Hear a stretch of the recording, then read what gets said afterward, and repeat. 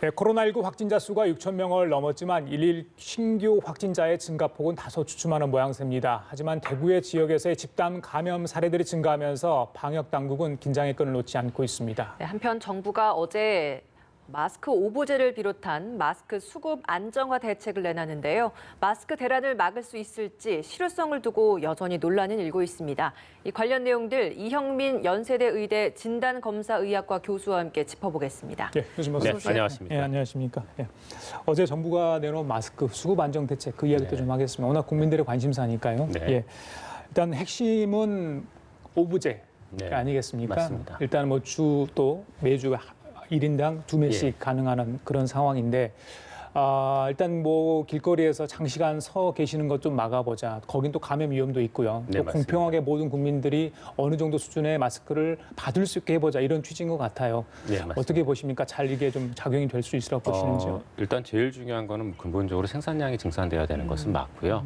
저희가 그동안 국내 마스크 생산량에 대해서 많이 보도가 나갔지만 하루에 1,000만 개 정도 분량이라고 계속 얘기가 나왔었거든요. 근데 우리나라 전체 인구를 고려했을 때 평상시라면 그게 부족함이 없는 수량이지만 지금은 거의 전 국민이 마스크를 생활에서 쓰고 있는 환경이지 않습니까? 그래서 그렇죠. 분명히 생산량 자체가 증산돼야 되는 것은 맞습니다. 근데 이제 거기까지는 당연히 시간이 걸리니까 당분간은 이제 분배와 그다음에 선택적인 집중을 하겠다라는 뜻으로 보이고요. 예. 그래서 분배를 위해서 조금 전에 말씀하신 이제 오브제라던가 이런 것들을 계획을 하고 있는 것으로 보입니다. 그리고 당연히 이제 그런 것에 깔려 있는 이유는 마스크를 사기 위해서 모여 있는 게 집단 감염이 또 발생 원인이 되기 때문에 이제 그런 것도 일부 있는 것 같고요. 예. 그다음에 이제 또 한 가지 중요한 것은 선택적인 집중인데요.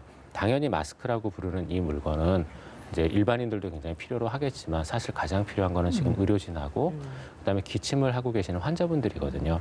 왜냐하면 그분들의 경우에 있어서는 다른 사람들에게 전파시킬 가능성이 높지 않습니까? 예. 그래서 당연히 마스크로 차단을 시켜야 되는 상황인데 그분들이 마스크를 구하지 못하면은 위험성이 커지기 때문에 예. 이런 것들을 다 고려를 해서 지금 계획을 하고 있는 걸로 생각이 됩니다. 예. 직접 구매가 원칙입니다. 때문에 자녀나 노부모를 위해서 대리 구매를 해주는 게 일정 부분 많이 제한이 되고 만약에 네. 하려고 하더라도 법적인 보호자 신분증 그리고 주민등록 등본을 지참을 해야 합니다. 장애인 같은 경우에는 대리인이 장애인 등록증을 지참을 하면 그래도 이걸 수령을 할 수는 있다고는 하는데 아무래도 이런 부분들이 실질적으로 현장에서 이걸 수급을 하는 데 있어서는 사실 좀 많은 제약들이 있다 보니까 과연 이 실효성이 있겠느냐 이런 문제가 여기에서 좀 나오는 것 같거든요. 이 부분 네. 어떻게 보십니까? 맞습니다. 아무래도 그런 부분은 조금 어려움이 있을 것 같습니다. 왜냐하면 이제 그런 것들을 가지고 가서 이제 제시를 하고 마스크를 구매한다는 게 사실 손쉬운 방법은 아니거든요. 예. 그래서 그런 부분들에 대해서는 조금 더 편의성을 높일 수 있는 방법은 좀 더 필요할 것 같습니다. 예. 시청자분들한테 참고로 저희들이 몇 가지만 어제 마스크 수급 대책 관련 이야기를 해드리면 가장 중요한 게 이제 출생 연도 끝자리 그렇지 네. 않습니까? 16 그러니까 차량 오브제를 생각하시면 될 것 네. 같아요. 그러니까 16은 월요일이고 27은 화요일 이런 식으로 해서 주중에 구입 못할 경우는 또 토요일, 일요일 이용이 가능하다 그런 상황이니까 좀 참고로 아셔야 될 것 같고 또 해당 요일에 가도 없으면 못 사게 되는 거고 이번 주 못 샀다고 해서 다음 주에 4장을 살 수 있는 경우는 아닌 거 아니겠습니까? 맞습니다. 제 생각에는 지금 숨어 있는 마스크들이 굉장히 많잖아요. 예. 그러니까 물론 생산을 공장에서 많이 해야 되겠지만 이걸 밖으로 좀 나오게 할 수 있는 방법도 좀 필요한 것 같아요. 이게 많이 배급이 된다면, 공급이 된다면 좀 더 낫지 않을까요? 예, 당연히 그거는 말씀하신 게 맞을 것 같고요. 근데 지금 현재 뭐든지 이제 이런 것들은 수요와 공급에 따라서 이루어지지 않습니까? 근데 현재 마스크 수요가 너무 많다 보니까 그러한 마스크를 이용을 해서 조금 더 이제 많은 이익을 취하려는 생각들이 들 수밖에 없는 상황이거든요. 그런 것들이 이런 마스크 사재기나 또는 마스크의 어떤 그 장기 보관 이런 것들이랑 연관은 돼 있는데요. 근데 그런 부분들에 대해서 저희가 뭐 어떻게 규제나 이런 것들을 통하기도 참 쉽지가 않고 그런 부분들은 어떻게 해결할 방법이 제가 보기에는 당분간은 조금 쉽지 않아 보입니다. 예. 1인 1주에 2장만 구매를 할 수 있습니다. 이렇게 제한을 둔 건데 이 말은 사실상 하나를 가지고 좀 재사용하라라는 의미라고 들립니다. 그리고 이걸 뭐 사실 좀 수치로서 좀 계산을 해보면 하루에 3일 정도는 사용을 해야 되는 꼴이 되는 거거든요. 네, 맞습니다. 그렇다면 이걸 재사용할 때 더 잘 관리를 하고 하는 방법도 다시 좀 알아둘 필요가 있을 것 같습니다. 네. 어떻게 좀 관리를 해야 되는 겁니까? 일단 말씀하셨던 것처럼 1인 1주이면 당연히 3일에서 4일 정도는 지금 착용해야 되는 상황이 됐습니다. 그래서 정부에서도 지금 상황에서는 어쩔 수 없으니까 이제 재사용을 권고를 한 거고요. 예. 이게 워낙 일회용 마스크는 말 그대로 일회용이거든요. 그래서 재사용을 하면 안 되는 건데 지금 상황이 상황이니만큼 이제 이런 안이 나왔다고 보시면 되고요. 반드시 근데 재사용을 할 때는 오염에 대한 가능성이 낮을 경우에 한해서입니다. 즉 옆에 기침 환자가 있어서 계속 기침을 하고 있는 상황에서 마스크를 끼고 있었다. 그런 것들은 당연히 재사용하면 안 되거든요. 예. 그래서 그런 것들을 다 고려를 해서 오염의 우려가 적은 경우, 안전한 곳에 그러니까 안전하다기보다 주변에 감기 환자나 또는 확진자나 이런 분들이 없었을 경우, 그럴 경우에는 저희가 재사용이 가능하고요. 재사용하는 방법은 당연히 소독을 하고 재사용을 해야 되겠죠. 이게 입에 계속 붙어 있는 거니까. 그래서 그 소독 방법으로 정부 쪽에서 얘기하는 거는 환기가 잘 되는 곳에 걸어서 건조하라라는 예. 것도 일부 있고요. 그다음에 또 일부 이제 전문가들은 UV 자외선 있지 않습니까? 예. 자외선이 이제 바이러스 같은 것들을 파괴하는데 굉장히 효과가 좋은 편이거든요. 그래서 그런 것들을 이용하라는 얘기도 하고는 있습니다. 햇볕에 좀 말려두는 게 좀 중요하겠네요. 네. 예. 전자레인지는 안 된다고 그러지 않습니까? 예, 전전기 그런 그 안에 있던 게 다 날아가 버리니까 조심을 네, 해야 된다 맞습니다. 이런 이야기가 있더라고요. 그 확진자 수는 늘고 있습니다. 하지만 예전에 900명 가까이 올랐던 숫자가 좀 많이 줄어들었어요. 그렇죠. 400명대 선에서 지금 움직이고 있는 것 같아요. 네, 어제도 맞습니다. 486명인가 이렇게 증가하지 않았습니까? 그래서 이런 주춤세는 어떤 의미로 좀 해석할 수 있는 겁니까? 일단 저희가 그동안 국내에서 가장 많은 환자가 발생했던 그룹이 있지 않습니까? 그러니까 예를 들어서 지금 이제 대구 같은 경우는 인구 10만 명당 167명의 환자가 발생을 했고요. 경북이 29명, 그다음에 인접 지역인 영남, 울산이 10만 명당 2명 정도. 그다음에 이제 충남은 그 아산에서의 그 집단 감염 때문에 10만 명당 4명, 기타 지역은 한 1명 정도의 지금 환자가 발생을 하고 있거든요. 네. 근데 그간의 어떤 코로나19에 대한 검사가 이런 높은 확진자 비율을 보이고 있는 대구 지역의 신천지 신도들에게 많이 집중이 됐었기 때문에 예. 많은 확진자가 나오고 있는 것으로 보이고요. 그래서 이 검사가 지금 마무리되어지고 있는 단계이기 때문에 확진자 숫자는 분명히 지금보다 증가폭은 둔화될 겁니다. 예. 근데 그렇다고 저희가 지금 안심을 하고 이제 긴장의 끈을 놓아서는 안 되는데요. 되겠죠. 그 이유가 대구 지역의 신천지 신도의 양성률의 60%도 굉장히 기록적이고 높은 거지만 사실 타 지역의 신천지 신도의 양성률도 1.7%거든요.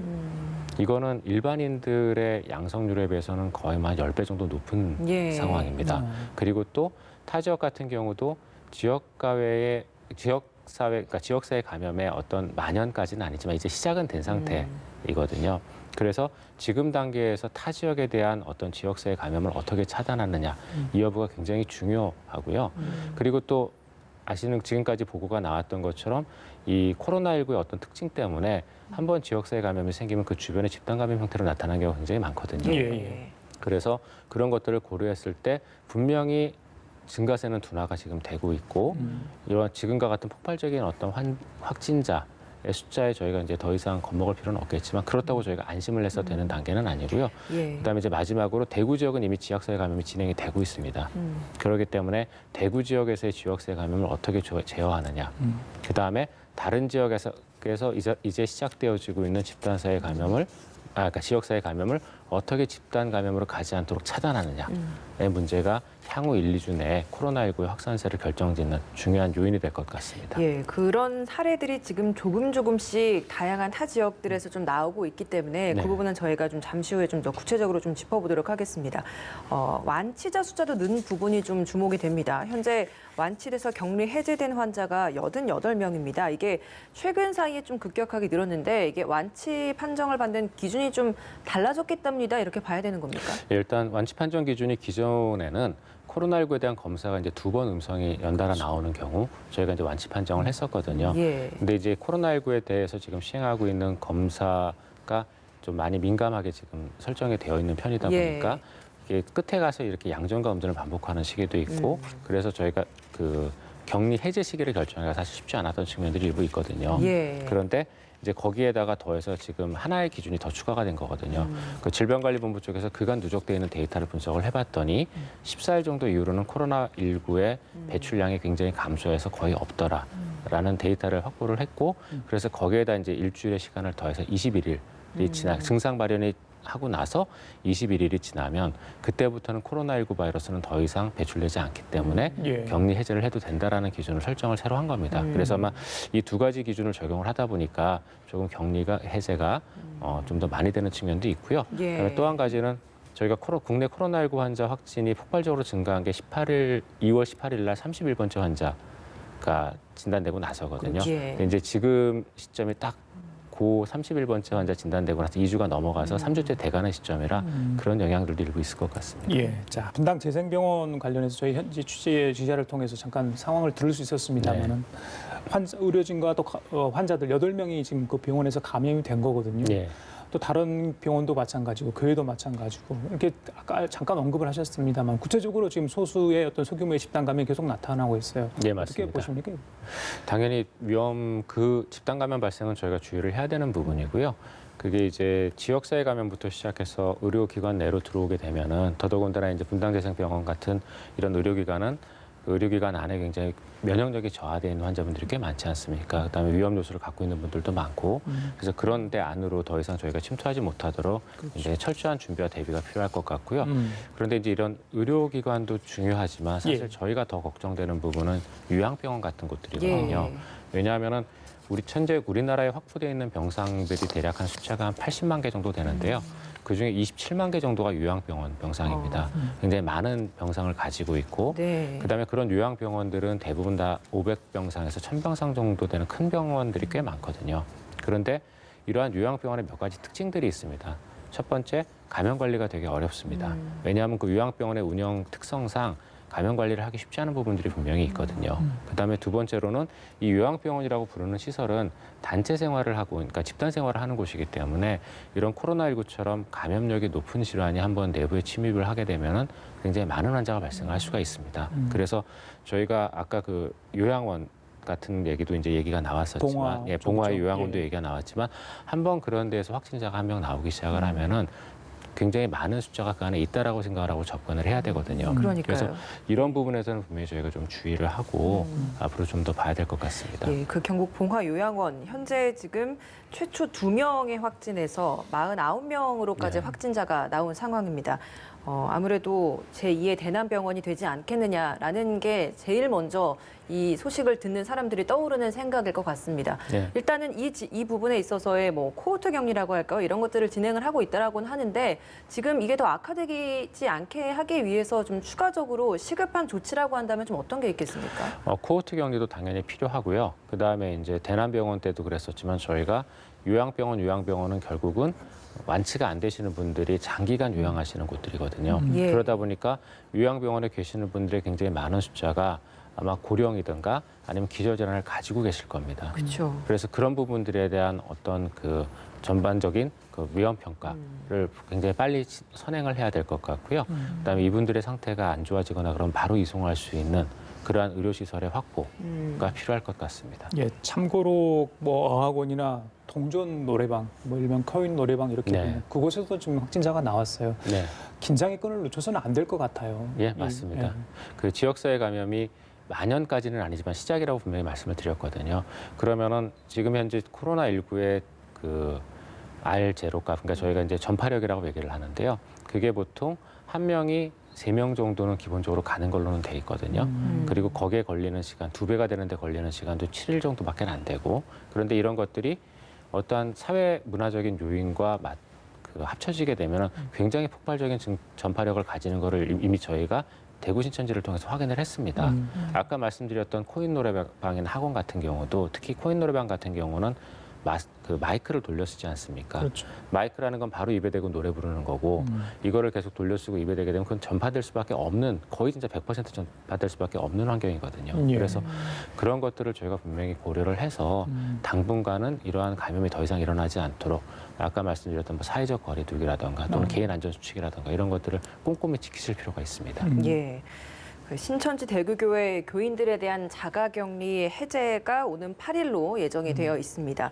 하지만 이 기준을 놓고 방역당국과 대구시 간에 좀 서로 다른 의견을 보이고 있지 않습니까? 네, 지금 전문가로서 보시기에 좀 어떤 조치가 더 적절하다고 보시는지도 좀 궁금합니다. 이게 저희가 이제 몇 가지를 좀 고민을 해봐야 되는데 왜냐하면 네. 양쪽 다 타당성이 있거든요. 양쪽 다 타당성이 있는데 일단 방역 당국 같은 경우에는 발병일로부터 3주가 지났으니 무증상자는 검사 없이 격리 해제가 가능하다는 입장이거든요. 근데 그렇게 생각할 수밖에 없는 게 저희가 이제 제일 걱정하는 거는 사실 무증상 확진자입니다. 예. 지금까지 알려져 있는 바로도 분명히 전체 확진자 중에 한 1, 2% 정도는 증상이 없는 걸로 알려져 있거든요. 근데 우리나라는 또 어떤지 모르겠습니다. 이 데이터는 외국의 데이터이기 때문에 외국의 데이터와 우리나라의 데이터의 가장 그 기본적인 차이는 어떤 점에 있냐면은 외국 같은 경우는 보시면은 이제 나이 든 연령에서의 확진자들이 꽤 많습니다. 왜냐하면 중증 위주로 검사를 진행하다 보니까 그렇거든요. 근데 우리나라는 대구 신천지라는 위험 요소가 나타났기 때문에 거기에 관련된 위험한 분들을 다 검사를 하지 않았었습니까? 예. 그래서 환자분들 중에 굉장히 많은 부분이 20, 30대 젊은 분들입니다. 그래서 그분들 안에 무증상자가 얼마나 있을지 여부는 우리나라는 좀 다를 거라고 생각은 하거든요. 예. 근데 어쨌건 간에 무증상 감염자가 일부 있는 거는 맞기 때문에 이런 부분들에 대한 고민, 그러니까 걱정을 하게 되면은 그러면은 대구시청의 어떤 좀 더 조심스러운 측면들이 필요는 합니다. 근데 반면에 또 무증상이 무증상으로 계속 연결되기는 또 쉽지는 않거든요. 그렇죠. 그거의 문제죠. 예, 예. 그 안에 무증상이 있었으면 다음 가면 분명히 유증상자가 나왔을 것 같은데 유증상자가 지금 3주 동안 없었거든요.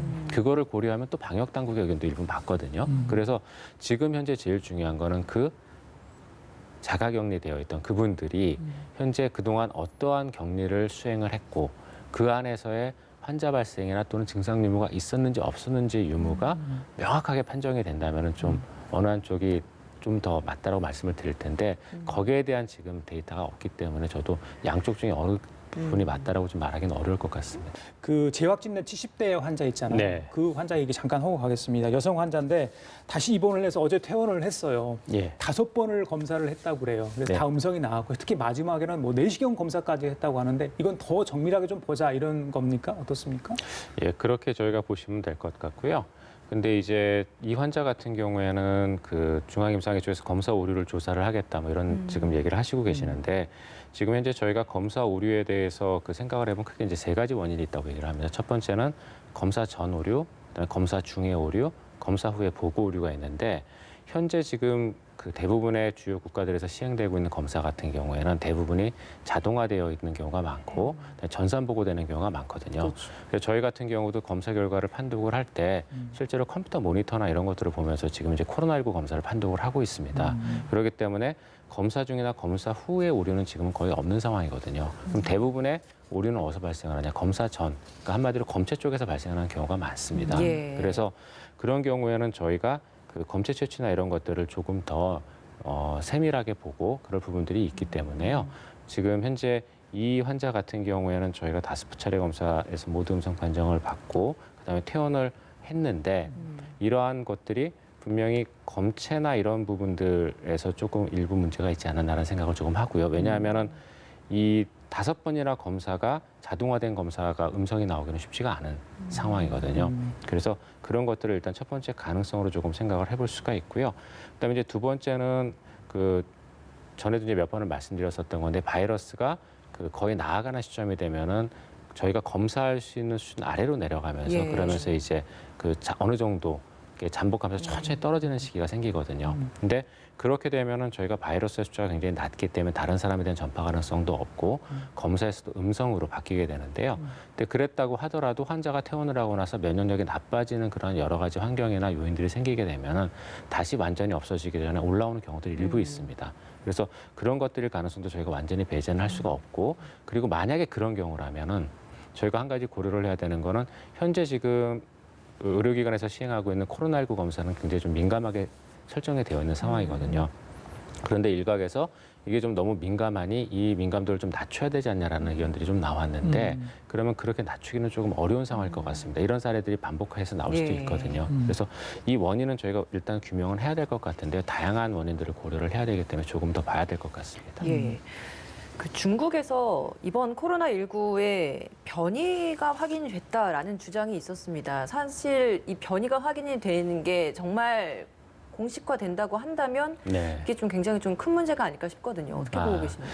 그 코로나19는 워낙에 변이를 잘하는 바이러스로 알려져 있습니다. 예. 왜냐하면 이제 RNA 바이러스이고 RNA 바이러스는 DNA 바이러스에 비해서 훨씬 더 변이를 잘하는 것으로 되어 있거든요. 그래서 이 코로나19의 바이러스 변이가 있을 거라는 건 누구나 다 이제 지금 예상을 하고 있었던 상황이거든요. 근데 이 변이가 어느 부분에 있느냐가 사실은 중요한 거거든요. 예. 왜냐하면 바이러스 전체 유전자가 대략 한 25에서 32 kb라고 부르는 정도의 크기인데 그 정도 안에서 변이가 생기는 부분이 중요한 병원성을 결정짓거나 또는 검사에 사용되는 부분에 변이가 생기면 조금 큰 문제가 생길 수도 예. 있는 상황인데 그렇지 않은 변이들이라면 저희가 이제 크게 문제는 없을 것 같거든요. 근데 지금 이제 중국 팀에서 얘기한 변이는 조금 전염성이나 이런 부분에 영향을 주는 변이가 일부 있었다라고 얘기를 하고 우한 지역의 경우에 있어서는 좀 더 전염성이 높은 변이의 바이러스가 퍼진 것 같다라는 얘기를 했습니다. 근데 예. 이런 부분들에 대해서 이제 저희가 조금 더 살펴봐야 될 것 같고요. 예. 그다음에 국내의 경우에 있어서도 이제 이런 것들에 대비해서 질병관리본부에서 이제 변이에 대한 조사를 이미 했었습니다. 예. 근데 이제 국내에서는 이러한 변이가 발견되지 않았다라고 얘기를 했는데 이 변이가 발견되지 않았다라고 얘기하는 거는 아까 말씀드린 주요 변이가 없었다라는 뜻으로 해석하시는 것이 맞을 것 같고 네네. 근데 한 가지 이제 저희가 조금 조심해야 될 부분은 그 질병관리본부에서 그 바이러스 변이에 대한 연구는 아마 제가 알기로는 대부분 이제 초기 환자들 대상으로 이루어졌던 걸로 알고 있거든요. 예. 우리나라에서요? 네, 맞습니다. 예. 그래서 지금 현재 많은 환자들이 최근에 나오고 있지 않습니까?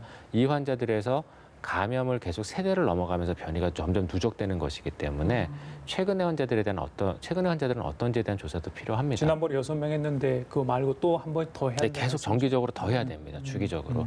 이게 세대를 거치면서 누적되는 변이들이거든요. 그러니까 최근에 불리던 것들을 포함을 해서 앞으로도 예. 환자가 계속 나온다면 지속적으로 분석을 해서 그 데이터를 계속 누적하고 그다음에 보완할 필요가 있습니다. 예, 예. 중국에서 나온 연구 결과 글쎄요 저희들이 뭐 100% 신뢰를 해야 되는지 여부는 좀 모르겠습니다. 전문가들이 이제 판단을 하게 될 텐데 그럼에도 불구하고 사망자와 확진자가 워낙 많이 나오는 곳이니까 표본이 많기 때문에 어느 정도 관심을 가져볼 필요가 있지 않나 저는 뭐 그런 생각을 예. 해보는데 중국의 연구 결과 하나 더 나온 게 있어서 여쭤볼게요. 코로나19가 환자의 뇌 척수액에서 발견이 됐다고 합니다. 중추신경계를 손상시킬 수 있다 이런 뜻으로 네. 해석되는데 좀 저희들한테 어렵 얘기거든요. 이거 어떤 의미로 받아들이면 되는 겁니까? 일단 그 논문이 하나 이제 보고가 됐었는데 이게 중국하고 일본의 연구팀이 동시에 조사한 결과라고 합니다. 그래서 코로나19가 환자의 뇌척수액에서 발견됐다라는 이제 보고를 했습니다. 근데 이게 코로나19가 중추신경계를 침범할 수 있다라는 소리이기는 한데 어느 정도 그 안에서 피해를 주는지에 대한 여부에 대해서는 아직까지는 전혀 근거가 없다기보다 자료가 많지 않은 상황이거든요. 일단 코로나19를 포함을 해서 대부분의 감염의 경우에 있어서는 중추신경계 증상을 동반하는 경우가 꽤 있거든요. 그러니까 코로나19에 감염된 분들도 보면은 두통이 있다거나 이런 증상들을 동반하는 경우가 꽤 있습니다. 예. 근데 그런 그 증상의 원인은 전신 감염이 심하다 보니까 발열을 일으키거나 통증을 주는 그러한 여러 가지 물질들이 혈액 안에 많이 분비가 돼서 그럴 수도 있고요. 그다음에 지금 말씀 주셨던 이제 그러한 보고처럼 실제로 바이러스가 중추신경계를 침범을 해서 이런 그 현상들을 보일 수도 있기는 있거든요. 예. 근데 지금 현재 나온 이 결과는 딱 하나의 결과이기 때문에 가능성이 있다라고 저희가 생각을 할 수는 있겠지만 이게 일반적이고 그리고 또 코로나19에 감염된 사람 모든 사람이 뇌척수액 관련 검사를 해야 되냐? 라는 걸 결정짓기에는 아직은 조금 부족한 결과라고 생각을 합니다. 알겠습니다. 미국 블룸버그 통신이 한국의 검사법에 대한 이야기를 한 부분이 있어서 좀 짚어보겠습니다. 코로나19의 해법이 될 수도 있다라는 이야기를 했다고 합니다. 13만 명 이상이 정확도가 95% 정도가 되는 그 검사법을 통해서 초기에 진단을 해내는 것 부분이 굉장히 이 사태 확산을 막을 수 있는 중요한 방법일 수 있다는 얘기인 것 같은데 그렇다면 이 한국의 이런 검사 진단법이 어느 정도 세계적인 데 있어서의 좀 많은 지침이 될 수 있다라고 또 볼 수 있는 대목인지 궁금합니다. 네, 그런 부분이 분명히 될 수 있다고 보고요. 지금 현재 국내에서 코로나19에 대한 검사가 이루어지는 축은 크게 둘입니다. 하나는 이제 공공의료 검사 체계가 있고요. 여기는 질병관리본부와 보건환경연구원이라고 부르는 곳들이 포함이 되어 있고요. 예. 그다음에 이제 민간 검사 체계가 있습니다. 근데 우리나라의 의료 배분은 공공이 1이고 민간이 9거든요. 검사 역시 마찬가지입니다. 공공이 현재 1을 담당을 하고 있고 민간이 9를 담당을 하고 있는데 대신에 공공은 위험성이 높은 검체들을 주로 담당을 합니다. 예. 법적인 문제나 이런 것들이 일단 책임 소재가 있기 때문에 그렇죠. 그리고 이제 일반적인 환자들이나 이런 경우는 민간에서 계속 검사를 하고 있는데요. 지금 현재 민간에서 이루어지고 있는 검사 건수가 많을 때는 하루에 거의 2만 5천 건까지 지금 이루어지고 있고요. 누적 환자 숫자만 해도 거의 이제 14만 명이 넘어갔을 겁니다. 그래서 굉장히 많은 검사가 정확하게 이루어지고 있는데 이렇게 많은 검사가 정확하게 이루어질 수 있는 요인은 이제 몇 가지가 있을 것 같습니다. 첫 번째는 일단 우리나라는 검사만을 전문으로 하는 의사 집단이 있습니다. 이제 제가 속해있는 대한진단검사의학회가 이제 그런 집단인데요. 다른 나라는 이렇게 검사만을 전문으로 하는 의사들이 없는 데가 훨씬 많거든요. 예. 그러다 보니까 이러한 사태가 생겼을 때 보다 더 능동적으로 대응을 할 수 있다는 굉장히 큰 장점이 있고요. 그다음에 이런 대한진단검사학회를 통해서 국내 검사 역량을 키우기 위해서 수십 년 동안 노력을 해온 것들이 이번에 이제 큰 영향을 주었다고 생각을 하고 그다음에 두 번째로는 저희가 신종플루 때 2009년 때 그때 국내 진단 인프라가 굉장히 좀 많이 바뀌었습니다. 이전에 어떤 그 항원항체 검사나 이런 것들을 위주로 하던 검사법에서 보다 더 정확한 분자진단법을 할 수 있는 인프라들, 장비들이 전국의 많은 병원들에 그때 보급이 됐었거든요. 네. 그럼 진단 인프라가 한번 크게 바뀌었고 그런 인프라를 활용할 수 있는 분자진단 키트를 만드는 좋은 회사가 많이 생겼습니다. 그래서 국내의 분자진단 역량이 굉장히 좀 높은 편이거든요. 그리고 또 마지막으로 이런 것들을 전체적으로 조율해서 개발을 이끄는 데 도움이 되는 질병관리본부의 구조 역시 이러한 진단법을 더 향상시키기 위해서 최근 한 3년 사이에 굉장히 많은 네. 발전들이 있었습니다. 그래서 이런 것들이 전부 다 합쳐지고 그다음에 민간과 공공이 여기에 대해서 협력을 하는 시스템이 계속 구축이 돼서 돌아가다 보니까 이러한 좀 많은 역량이 구축이 되고 활용이 지금 되고 있는 것으로 생각이 됩니다. 우리 의료진의 어떤 기술의 또 신뢰도, 진단 키트의 신뢰도, 또 투명성 이런 것들이 아마 국제사회에서 좋은 평가를 받고 있는 것 같습니다. 이런 것들이 좀 확진자를 줄이는 데 좀 도움이 됐으면 좋겠다 이런 생각을 해보고요. 이 질문은 교수님 꼭 드려야 될 것 같아요. 지금 한국발 입국을 제한하는 국가가 100곳입니다. 100곳. 네. 유엔에 가입된 국가의 한 절반 정도 된다고 네. 합니다. 많이 걱정을 되고요. 어떻게 이 난국을 극복을 해야 될지 모르겠습니다. 특히 일본이 사실상 2주간의 격리, 그러니까 한국에서 오는 분들에 대해서 임시 대기라고 했습니다만 이건 사실상 네. 격리다 이렇게 해석을 하고 비자도 마찬가지고요. 비자 문제도 지금 제한을 되는 것 같아요. 그래서 이게 감염병이 어떤 외교적인 어떤 그런 문제와 같이 맞물려 가야 되는지는 모르겠습니다. 근데 지금 거의 90개국 가까운 곳에서 지금 이 코로나19가 퍼진 상황 아니겠습니까? 네, 맞습니다. 국제사회가 좀 도움을 받아야 될 텐데 서로 도움을 줘야 되는데 이런 일본이나 어떤 중국의 조치는 어떻게 좀 봐야 되는 겁니까? 저는 조금 문제가 있다고 생각을 하고요. 왜냐하면 이제 이 코로나19가 퍼져 있는 나라는 굉장히 지금 많아졌거든요. 그중에서 우리나라는 굉장히 적극적으로 코로나19에 관련된 환자를 찾아내고 관리하는 나라입니다. 예. 그래서 지금 저희가 확진한 사람들 외에도 분명히 환자들이 일부 있겠지만 예. 그 환자들이 그렇게 많을 것 같지는 않거든요. 예, 저희들이 일본의 조치에 대해서 이야기를 했는데 네. 뭐 일본 외에 다른 국가도 마찬가지니까요. 전반적으로 어떻게 좀 저희들이 대응을 해야 될지 어떻게 받아들여야 될지 그 이야기를 좀 계속 부탁드릴까요? 예, 지금 워낙 많은 국가에 지금 퍼져 있고요. 그 국가들 중에는 이 코로나19에 대한 검사 여력이 없어서 관리가 어려운 국가들도 꽤 많습니다. 그렇기 때문에 저희가 어느 국가를 통해서 이 코로나19가 들어올지를 모르는 상황이기 때문에 그런 식의 어떤 그 차단은 제가 보기에 크게 도움은 될 것 같지 않고요. 더더군다나 일본 같은 경우는 저희가 일본을 거쳐 갔다가, 그러니까 일본을 방문했다가 자국에 가서 확진받은 사람들 그 분들도 꽤 있거든요. 맞습니다. 말레이시아에서도 역시 마찬가지였고요. 그래서 일본에서의 지역사회 감염도 제가 보기엔 지금 적지 않게 발생하고 있는 것으로 생각이 되기 때문에 일본의 조치는 제가 보기에 좀 적절하진 않은 것 같습니다. 그러면 거기에 대해서 우리 정부는 어떻게 좀 대응할 수 있다고 맞대응을 해야 된다고 보세요?